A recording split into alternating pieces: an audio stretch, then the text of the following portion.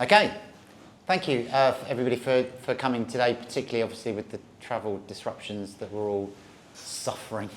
But maybe we can use our two legs to get around. Claire, I think you're running home, by the sense of it, if you can find your way back. And welcome to the new space of Runlimited. So, Molly, we've been here for 2 weeks. 2 weeks, yeah. So spread the word, get people to come and see what the new space is all about, and so share, obviously what you've seen tonight, but also what's in the store to help these guys get the new store going. Tonight's session is, as you know, been billed as a discussion about the female athlete, and we've got Molly and Rebecca here with us today. Both these two fine women are fine athletes in their own right. So Molly has a marathon PB of 2:54. He's running the Copenhagen half this weekend with some reasonably high ambitions, but we'll see how that one unfolds for her. And Rebecca is running Berlin in 2 weeks' time. She currently has a marathon PB of 3:16. But early this year, she set her 5K PB. Which I'm not proud of because it was so hard. Yeah, fair play. Fair play, breaking 20 minutes for the 5K for the first time. Is not to be sniffed at any time of your life. But as we'll come on to talk about in a little while, Rebecca obviously has some interesting things going on in her life in terms of her age, I guess, is the best way of putting it. So hopefully I'm not going to do too much talking tonight. I realise that you and I, we're the token men. But the thing, what I really wanted to talk about was the fact that there is a difference between male athletes and female athletes, and those things are not always clearly articulated. So when you look at the world records at all distances, the difference between men and women is pretty much around 10% on average. It sort of fluctuates above and below that number, but the average is around about a 10% difference. And I think that's the established norm, that there is a 10% performance difference between men and between women. Getting into a little bit about why that exists, we'll talk a little bit about that. The patriarchy will tell us that it's because men are a superior being.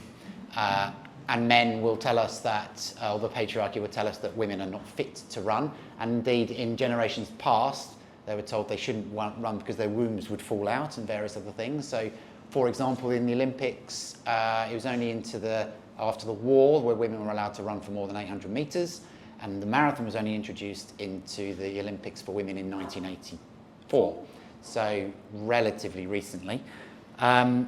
The more empathetic but potentially condescending view is that the reason there's a 10% difference is that it's much harder for women for various reasons. And those reasons are kind of, for me, fall into three brackets. There's physiological reasons, so that is men tend to have bigger hearts, bigger lungs, stronger VO2 max, probably more muscle mass. There's even things like men tend to have narrower hips, which is a means of running more economically. So things like that are potentially challenging for women. There's also hormonal reasons and differences, clearly. So the menstrual cycle and perimenopause, which we're going to talk a little bit about tonight, are factors that make it harder for women.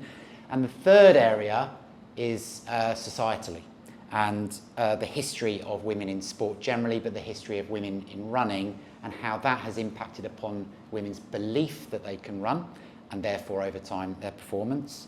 And I think when Claire and I had the conversation the last time we got together, it was very much about, particularly for older women, it was a sense that when people who are older women now tend to have been brought up at a time when sport for women or for girls was kind of overlooked in schools, and were probably, if you're not good at ball sports, you're overlooked altogether, and then you didn't run, and then you discover actually quite later in life that you can run and could probably be quite good at it.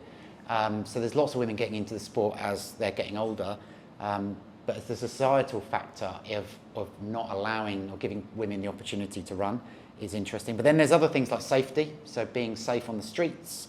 There is things like body shaming, there are things like catcalling, all of the things that we know happen to women that make it harder for you sometimes, or for women to want to go and run.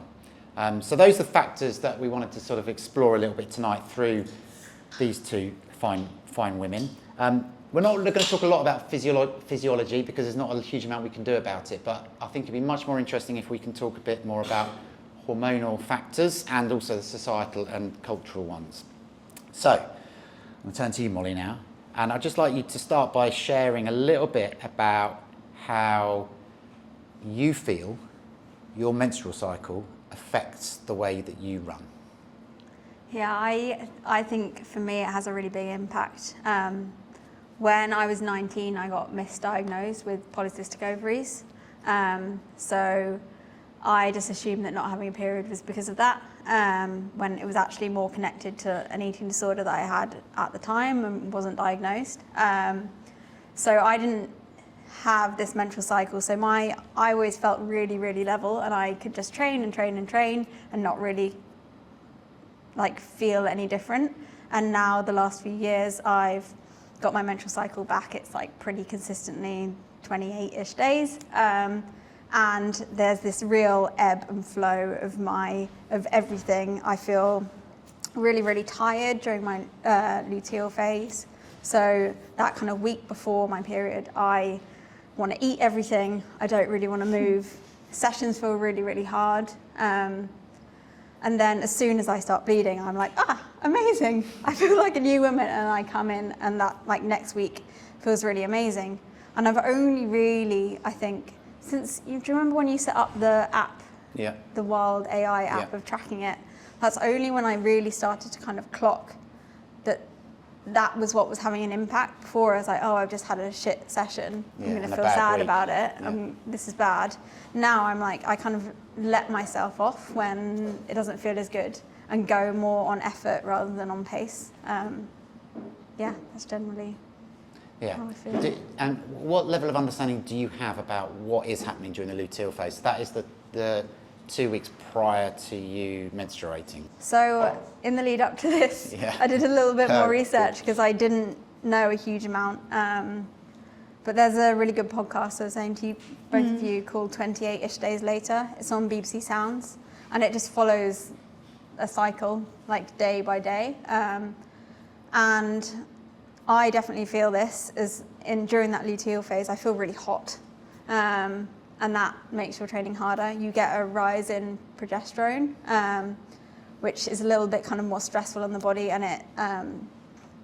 it stops you being able to build muscle as easily. So everything just feels a little harder. You're not getting the same training benefits that you're getting during your follicular phase.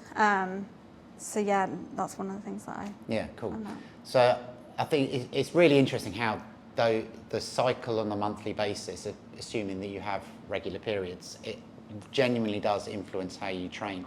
And often when I coach women, they'll come to me and go, I don't know why I was running rubbish this week, or had a bad race this week, and then 3 or 4 days later they have a period, and you go, that was probably why. And what you're touching on is the rising level of progesterone in the luteal phase, and there are 3 major impacts that has. One is heart rate elevates. The second is your core body temperature elevates, and the third is your body processes carbs less easily. So you're fueling less well, you're already hot, your heart rate is already higher, so your body is effectively doing what it has to do when it's hot, when it's hot weather. And we all know it's harder to run in hot weather than it is in cooler weather. And then obviously for 6 months of the year, you're adding hot weather on top of that as well. So it's super hard in that phase during the summer months. So it's really interesting to see how that impacts upon performance, but you touch upon how that impacts upon your training. So what do you do as a result? So you talk about running on effort in the luteal phase rather than worrying too much about pace. Yeah, I've kind of, in the last few months, I think I've been more aware of it. I've been finding that I'm getting more kind of symptoms that I'm definitely aware of like PMS, like pain, feeling more hot. I think that's just, I'm more in touch with my body now than maybe I was. So then normally just ignore my watch, program it in, run, and just kind of see how I'm feeling. And maybe I'll be able to kick it up a little faster, but not beating myself up after. Also, sometimes I find that I just can't complete a session, and that's fine. You're not going to lose fitness from missing a session 1 week. Especially when you've got a busy life. Yeah, and sometimes as well, I think it's interesting that you can talk about this being a negative, right? So it makes it harder, But actually, there's a positive in this as well, because there's what we talked about before. Is there's almost like your body it provides you with an early warning system, so you know when your period arrives that actually for 2 weeks I'm going to be feeling pretty strong. So this is my opportunity to cash in. So if I can race in those 2 weeks, brilliant. Or if I can train harder in those 2 weeks, brilliant. And some women I speak to, when I talk to them about how hard it is being a woman, they go, shut up, talking about that. Actually, we've got an advantage over men because men don't have that system. They still have hormonal fluctuations, not anywhere near to the same extent, but they don't have a warning system and we just carry on as normal. Whereas you guys, women, have got the opportunity to know where you are if you are regular in your cycle. So to what extent does your training change, or the way you adapt your training when you're feeling strong? When I'm feeling strong, I think when I'm not feeling strong, I'm not willing to push myself harder because I know that what's the point? Whereas when I'm feeling strong, I'm going to push myself a lot harder. I'm going to try and run a little bit faster. I don't know. I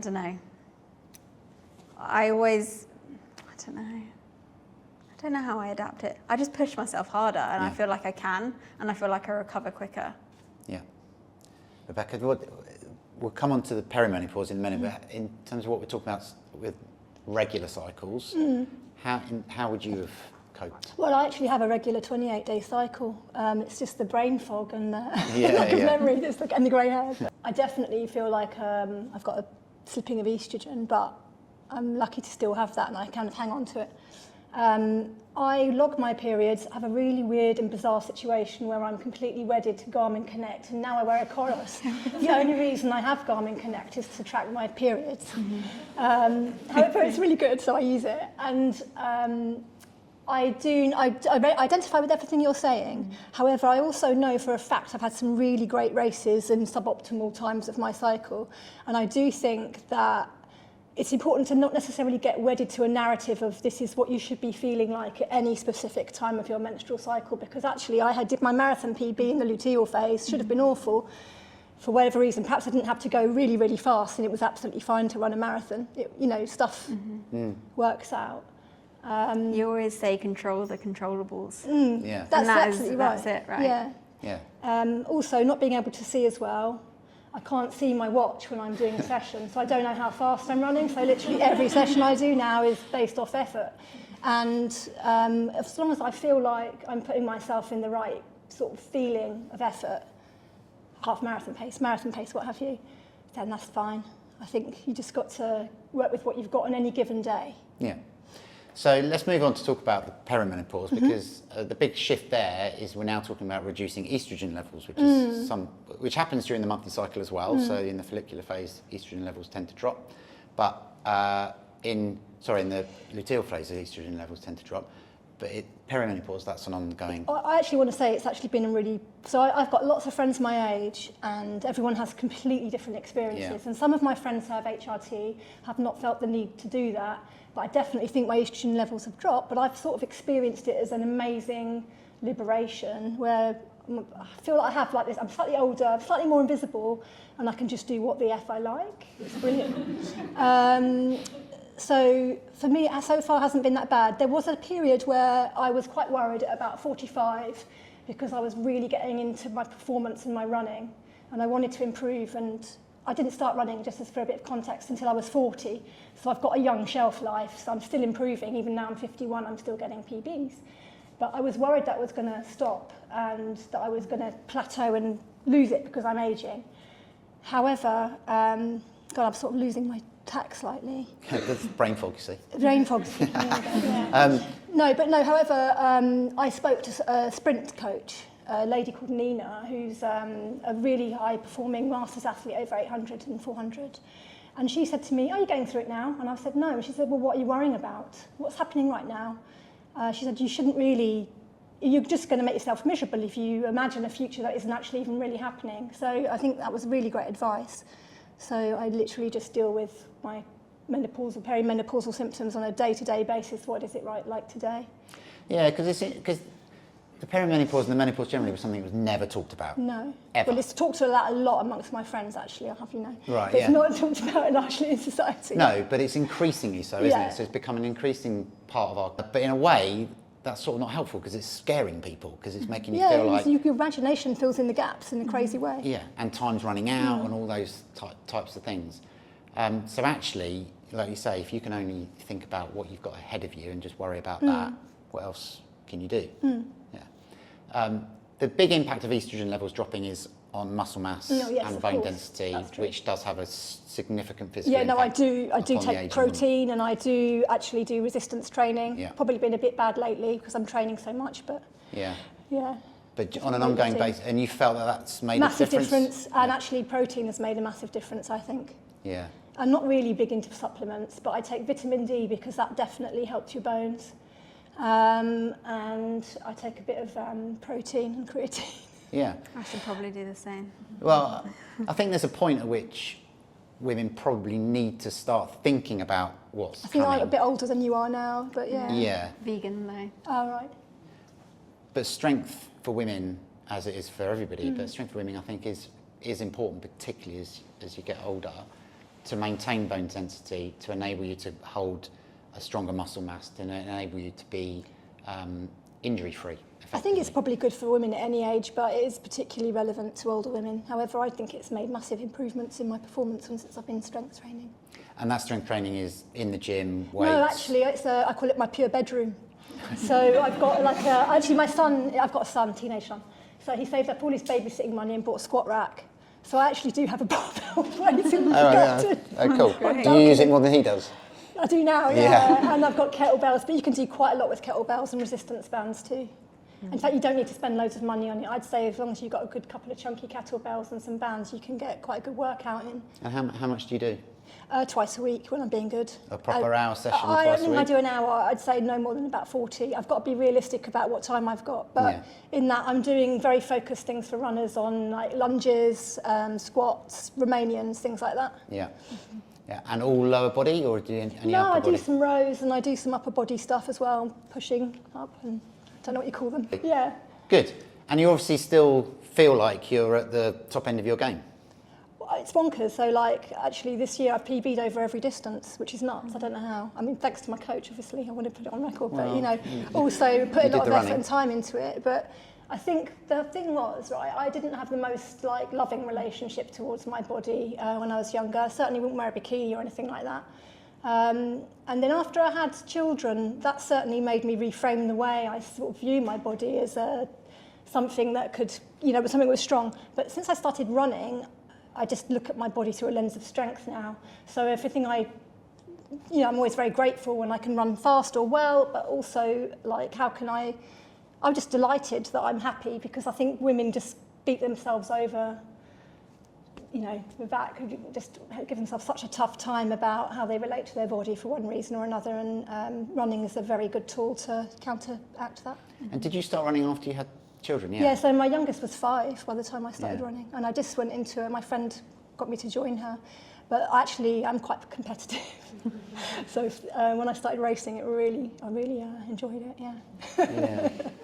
So there's something interesting there about your relationship with your body, which I think is also something that is a factor. We talked about the societal factors that influence women's performance. So you've entered the sport later than you probably... And I wasn't athletic or sporty at all before. No. I was into partying. Never even thought? Yeah, when I was a kid, actually weirdly liked cross country. Signs were there. I did the 1500 a couple of times, but yeah. So the inspiration to run came from somebody else, and the inspiration was, you know... Yeah, I think I went to a class for someone, but I realised quite quickly that moving through space fast on Hampstead Heath as well, which is where I live, which is lovely. It was just... It was an experiential thing, and also when you've got Claire knows this, when you've got kids, finding that time to be on your own without someone touching you or in your space, you know, making your own space is really valuable. It was about the same time when I started. Yeah. 5 or 6, you get to a point that you need to get out and have a run and clear the head. Yeah. But Molly, your experience is different. So you were running a lot when you were younger. You're still young now. I'm interested in the societal things. So what enabled you to carry on running at an age when lots of girls stop because of various issues, but body image being one of them? I think I was really lucky because I went to school in Essex, and I had a teacher, a female PE teacher, who was a very, very good runner. and she kind of latched onto me because she knew that I liked it. So I just got put forward to everything. Yeah. But there weren't many. I think there was probably 2 of us in my year that were like relatively okay at running. We were like the only ones that got excited about sports day, and we'd lap everyone in the 1500 because they would just walk around the field. And I don't remember being really conscious of it at the time. I think I was happy that I got to miss a day of school to go and run districts or go and do cross country. But I remember vividly a few boys in sixth form really taking the mickey out of me for having muscly legs, because all the other girls were just like skinny little legs that had never done any exercise. And then I remember getting followed around and being shouted at for having calf muscles, basically, which because I remember it, and it was over a decade ago, it probably has like stuck with me. And then I did develop an eating disorder when I went to university. But I'm not sure, I don't think that was necessarily related to running. I think it's a bit different now, I don't really know. You've obviously got younger kids, but there is this increase in like interest in keeping fit. Yeah. Kids are going to the gym quite young, they're getting kind of more muscular, so I hope and there's people like Keely Hodgkinson that are like these amazing role models for people in the sport. Yeah, there's much more visibility in women's sports nowadays. I mean, women's sports wasn't really a thing, and it was very much stuck on a very old times of day in the schedule. I mean, it was all about the fastest times, which were obviously men's times. Yeah, I remember being really, like, loving Paula Radcliffe, but I can't really remember anyone else that I really kind of looked up to other than that teacher. Yeah. So I think she is probably what made me keep running. Yeah. And my parents as well. I mean, that fits because, in my mind, the lack of female role models in sport, whether it's a PE teacher or an elite athlete, as we're growing up, impacts upon people's ability to take up sport. I think there's some stats that are that I think are really interesting. That of primary school teachers, 90% of primary school teachers are female. So boys really struggle in primary school to identify with men taking on caring roles, which leads on to later life in terms of how they think about their roles as adults. And on the flip side of that, in secondary school, I think it's more balanced, but I still think there's more female teachers than there are male teachers, but PE teachers are something like 80% male. So you flip that on its head and go, well, there are less female role models for children in schools to identify with, like you had the opportunity to do, that give you permission to be into sport as a girl. And that's one reason why I think girls drop off quite quickly in their participation in sport at puberty and beyond that. Yeah, when I was a teenager, I went to an athletics club and I lasted probably about a month. There was just like an older guy that was the coach, and I was so shy as a kid that it wasn't a right fit, whereas like this one PE teacher, she was just fantastic. Yeah. Interestingly, when I was at school, all my heroes were athletics was really popular, but all my heroes were people like Steve Ovett. Yeah. I loved Steve Ovett. It's mad. And Steve Pram and stuff. Yeah. There weren't really. It was only Zola Budd, and everyone was rude about her because she was from South Africa and ran they were without racist. shoes. Yeah. Interesting. So there's loads of things in there, and you've probably all got lots of interesting thoughts and observations and challenges to what you've heard. So I'd just like to open up to you guys now to see, ask questions of particularly those two, or contribute to the conversation. That's super interesting hearing you both talk. I had a question around. So many questions. I had a question around in particular, like if you feel so when you're coming back from an injury, but I know like maybe your stories aren't obviously identical to mine, but like have you ever had like a slump of like just being like, I feel I can run now and I'm really strong, like muscular wise, but I just feel so slow, like I'm just running through sand and I'm getting in my head. I totally get that. I had a hamstring tendonitis that took me, I was like on a bike for a year, and I love the bike now, but I obviously wanted to be running. And I just started to reframe it. So it was like post-injury times. And actually you can get quite a lot into progress, you don't have to obsess about the exact time itself, but more the progression from what I always think you should always race. even if you're feeling a bit shit about your running, because it's only ever going to be a line, it's only ever a moment in time and a line in the sand right today. And you can get quite a lot of enjoyment if you are coming back from injury in building up from that again. I also think putting on weight is probably, my husband often tells me it's in my own head, and I've actually a much stronger runner now that I weigh more than what I did a couple of years ago, and I've come back and I am a bit injured at the moment, but less injured than I was, and feel happier.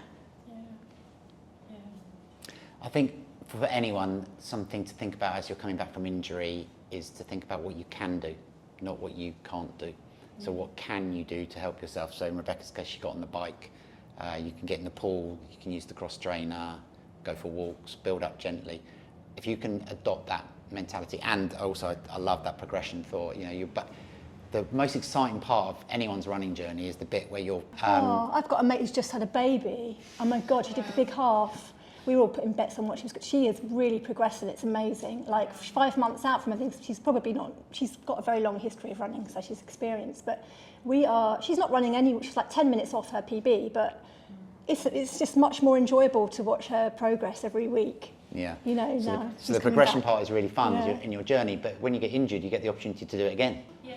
Yeah, exactly. We're finding silver lining on the cloud. I know, and it's always hard to be injured, not just because of the physical side of it. There's obviously it gets to our heads when we're used to exercising. We like running, and it's good for our mental health. And we're not able to do it, it's much harder. Also, it can impact on our confidence in ourselves. If we lack confidence in our body's ability to do what we want it to do, it can affect our overall confidence levels. I think that's true for all humans. So I know it's hard, but there are ways of trying to adjust to it. Also, sorry if this sounds patronising, but actually I feel like my injury was a bit of a weird blessing, because all the times I moaned about sessions that were a few seconds off where I thought they should be, I sort of suddenly realised I was just a bit of a twit, and actually I should have just been enjoying the running a bit more. Yeah, when it's I could true. do it. And when you get back to it, then you just treasure it a lot more. Good luck with your recovery. Yeah. Enjoy it. Anyone else? I appreciated what Molly said about, like, if you're not well, not being able to finish the session is sometimes okay. I don't have regular cycle, but I have endometriosis. So a lot of stuff comes up where it's just out of my control, and like I won't know till the day of or things like that. So I think dealing with that and like the inconsistencies in the cycle is the most difficult. And I think what's potentially really challenging about that is one of the messages you hear, and I'm as guilty as this as anyone, saying that consistency in running is one of the most important things. So getting out regularly, hitting regular mileage targets, hitting your sessions, that things will come as a result of that. But sometimes it's out of your control, and you're inconsistent by the gift that you're given, and that can be hard. So I actually think self-compassion is one of the greatest things that we can offer ourselves. All of us, particularly when things are hard, just be kind to yourself. It's not your fault, and you're trying your best. And that's the question to ask: am I trying my best? Would you speak to your friend like that? That's what someone said to me. Yeah. Would you speak to your friend like that? Yeah. Also, like, yesterday was yesterday. Like, if you didn't run your session, you didn't run it, and then just carry on where you left off. I think. Have a tendency, I've definitely been guilty of it, of just like missing something and then just cramming. Yeah. And it doesn't get you anywhere. I have this paralyzing fear that has not happened to me yet, so I'm curious about your take of having my period during a race. Because obviously it's like you've been training so hard for months, but then you just feel like the life is being sucked out of you, literally. Like, how do you, because I think you said you got your PB in the luteal, yeah. But I've had that experience where I've done a 3,000 and I've had a really heavy period right before, and my friend Nikki just turned around to me and said, "Period power." Do you like adjust kind of how you feel like during the race and before, or do you just kind of? I just think you've always got to do what you can do. Yeah. And I don't think about it actually. Yeah. I know it sounds mad, but it's like it is what it is, and I'm just trying to tap into a feeling or an effort, and sometimes that effort will express slower or faster depending, but I think you're only ever able to work with what you've got at the end of the day. So I've always found that I would be like really worried about it before, and then it's like this You don't think free about race it. nerves. You don't think about it as soon as you start running, and races have got better at providing like sanitary. I know what you mean though. It's actually can be quite tricky. I've done a lot of races and it's never happened to me Yeah. before. I'm not gonna lie. Yeah. But yeah, it's weird. I get that too. Is there a sense that when something like that happens and you're in a suboptimal physical condition in a race, that you worry about what other people are going to think because you should be running faster? Like they know you're in, let's say they know you're in 3:15 shape, and it's clear in 3:15 shape, but you're not able to run it because of whatever. Do you feel like there's a pressure on you, an expectation? I feel like probably people that wouldn't speak about it. I mean, there's that amazing triathlete, M. Palan, isn't there, who ran visibly bleeding and won a trying to break that taboo. But I think Strava is possibly a little bit unhealthy sometimes because you're sort of, I don't know if this is a woman thing or a people thing actually. And people always like to give a context or an explanation for a performance if it doesn't go the way they want it to go. Yeah. But sometimes that's just the way the cookie crumbles. I have seen friends talk about it. I don't know, what do you ladies think? Have you seen people talking about getting their period as a reason that a race was less optimal, or? I think they don't write about it on Strava. No, No. really don't. I think it's mostly my male friends who get amazing times and they're like, oh, I was so slow today. And I'm like, Sure, yeah. like, gives me a break. I think a lot of women I speak to, I can't speak for every woman, but like a lot of women I speak to also get overwhelmed by this idea of I am not fast enough to wear this, or I am not fast enough to have a Vaporfly, or and don't give themselves. I think this isn't not true of everyone at all, but in general, I don't know if you experience that here as well. Yeah, we definitely find that where. All the time. Yeah, I feel quite lucky that I'm 29, and I feel like I grew up at that stage where it wasn't quite. I like missed out on that Instagram, TikTok thing where like I think there is a lot more pressure on people to like wear the right thing, do the right sessions, whatever. Yeah, I feel lucky that I missed that. I always sort of have this saying, dress for the job you want, you know. If you want to, I think people want to feel great on race day, so be it. I think it's sort of really, expressing yourself through your clothing, whoever you are, whatever you're wearing. If you're getting out there and doing a run, I don't really care really. It's like, as long as you're happy. But yeah. Yeah. Well, while we've got Emily here, sorry to put you on the spot, we've got Emily here. She's a kit designer for women, particularly at SOAR. And we have a lot of fun, don't we, thinking about kit for women and what that looks like and how that's different from men's kit. And it's really changed as well because running kit used to be men's kit that women had to wear. Yeah, it's shrunken, yeah. Well, if you're lucky, yeah. Yeah, no, all the race tees have been traditionally quite massive and cut for men. But, I don't know if you want to say anything. Sorry, Emily. I think it's like when designing kit, obviously for women, it's like designing it from the inside out. So the foundation's obviously like the understanding of like your thermophysiology, like shape and like that's sort of the scaffolding, if you like. And that's how you sort of make kit for women. It's like understanding the needs. But then we have a discussion a lot about colour. Like you sort of switch between when you've got men's range and women's. Do we want to differentiate or do we want to like unite the ranges? Like, and I like myself sort of I go back and forth a lot. Like, Yeah, we've got the sort of shared visual language across the men and women's kit, but no mistake about it, they're not the same piece of kit when you've got a one windbreaker or another. I think the thing To with cut it completely women's, differently. with women's clothing and sportswear, traditionally you don't want to feel like an afterthought. Like shrink it and pink it, that's kind of and I think that's the main thing you want to avoid because it makes women feel like, well, we know it's important, so like you're not going to put the time into making our kit so we don't feel valued as like the consumer. So, but then also, as Rebecca was saying, like clothing is such an expression of yourself and how you want to present. Not all women want to present in the same way. Like on race day, like we've got like Courtney who wears like obviously the Those big shorts, short knees. Like she wears stuff that fits her personality. So it's sort of trying to.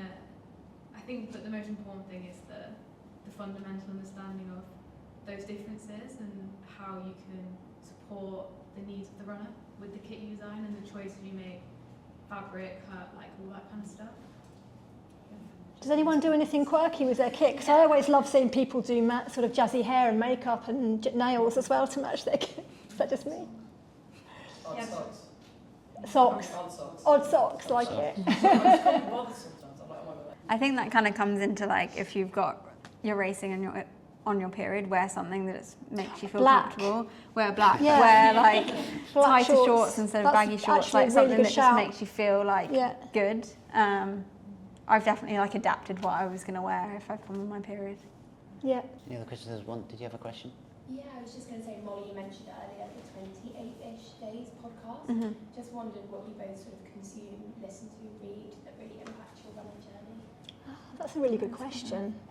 I actually read a lot of Substacks. I really love the Sweat Lookbook by Lee Glandorf. Also, I think Grace Cook's Substack Salty is really good. I love, this is quite male, I love the Physiology of Endurance Running podcast. It's quite a nerdy, noodly podcast that SOAR sponsor. There's a really great episode about bra design this week, actually, which is something in the pipeline with us. Yeah, but also find it really important to listen to things that are non-running related, because my job is so runnery and my hobby is runnery. So, Yeah, I was going to say the same. I listen to a lot of non-running. Well, weirdly, I'm reading a book about swimming. I don't swim, but anyway. It's Not running, but swimming. Yeah, it's actually not that great. Just one step, really. Yeah. But, I listen to the Running Channel podcast like quite religiously. They're just really, I think they've done it really well where they've got a real range of abilities and it's really relatable and funny. Like I've actually had to stop runs before because I was like laughing so much. And that's probably the only running related content that I consume. Watch a little bit of YouTube of like Philly. But otherwise I try and can I keep just running say, to work and myself. one of my favourites is, do you read Fast Women? It's quite an American track and field, so basically American women's running newsletter, and it's really brilliant. The woman who writes it's so passionate about the sport. I really enjoy that. They've mentioned you a few times, haven't they? No. The newsletter's very good. Yeah. Subscribe, you get all the details. It's a little bit US heavy, isn't it? Yeah. No, yeah, she's quite, it is, but I also find that interesting. Yeah. She gets to pick up other people. And the women's running scene in the US is massive. So healthy, Yeah. yeah. Yeah, I find it interesting. This Differences, Yeah. My friend Lydia does a lovely newsletter as well. I'm not a trail runner at all, actually, but she's a trail runner, and I like reading hers because it's a lot more sensual in the way she writes about running. Lydia Thompson, her name is. What do you like? I honestly just listen to music when I run, so I feel like I'm missing out on a trick of sort of maybe listening to... Oh, I discovered a running thing recently, listening to music. If you do strides, just listen to something really gentle and you go much faster. Oh, really? Yeah, because you relax. I'll have to try it. Rather than I trying think to listen there's a difference between music and podcasts as well, isn't there? Yeah. Spoken content rather than music. I think it slows you down because you're concentrating on... I don't think you could do a What you session, hear. could you? I don't No. listen to music or anything on a session. Oh, no, I could probably do music, but not Yeah, exactly. music, maybe. Yeah, because I think you lose concentration on your run, but I don't think that's a bad thing on an easy run or a long run, just to chill yourself out. Yeah. Sometimes I'll listen to a podcast on a run and I'll get to the end of my run and realise that I haven't listened to a word that they've said. So it's quite a nice distraction. It's quite this soothing. I find sports commentary really soothing. So sometimes I'll just put commentary on from, I don't know, football, Match of the Day or something, and I'll just run to it because I just find their voice is really soothing. I listen to Strangers on a Bench, which is just a random podcast where people interview, a guy interviews strangers on a bench, and I love it because people are really amazing and it comes out. But yeah. Anybody else like to ask a question? You got another? You mentioned working with a running coach before. Mm. To what extent Yeah. do you all think people need a coach versus can get just a plan off the internet? I mean, I would say it's obviously costs money to have a coach, and it's not for everybody, and that can be a bit of a barrier to entry. I would say join a running club, like an English athletics running club, and there's always going to be would you say? Yeah. Coaches there that can advise you. And I think having a coach is amazing, because I would have done some really silly things and hurt myself and very easily, and have done.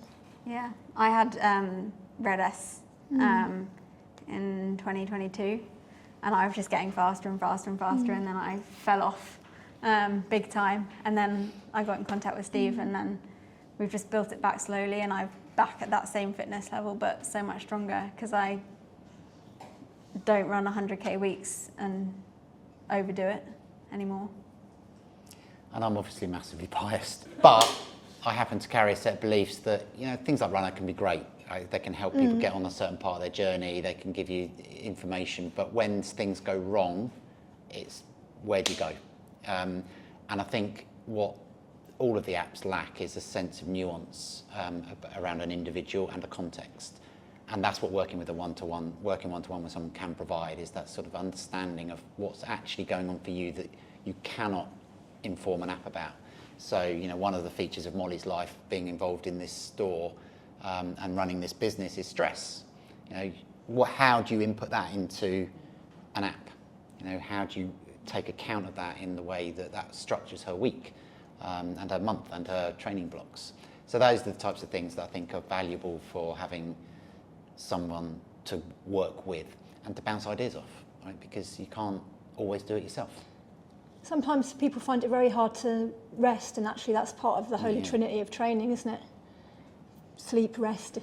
I think it's another one of those things of like, if you miss your session as well, don't worry, even though it's on your app. Yeah, a coach will help you come to You grips don't with it. have to follow it religiously.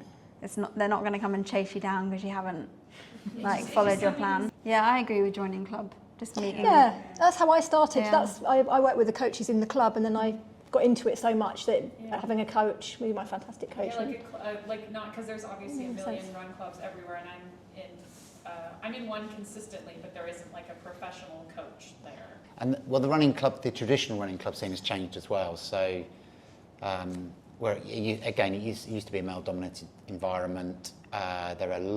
It's a lot more gender balanced now than it ever has been. But even then, participation in races is still at club level is still focused on a bit biased towards men. But that's steadily changing. But it's a good welcoming environment for women, and there's people like you. Yeah, my club's definitely 50-50 now. I think it can be really intimidating. You think that everyone's going to be really fast, but it's not the case. It's really welcoming. It's like going into a little scout hut and feeling really like you kind of get transported to feeling like you're in like a kids club. I know that sounds really negative, but it's really warm and welcoming, and everyone's lovely. It's wholesome, isn't it? Yeah. It's like the Met League last year. I remember which is cross country race, the last race, it was absolutely pissing it down. And there was just this marquee in the middle of this muddy field with like triangle sandwiches. And that was the best thing ever. It just felt so nice. No one was there taking photos. It was just this Also, there's like a diverse group, a fairly diverse group of people. Usually it's like a lot of mix of ages as well. Yeah. And, you know, they're all united by a liking of running. And so you get to meet some really wacky people. And I think that it actually is an environment where you can be whoever you want to be.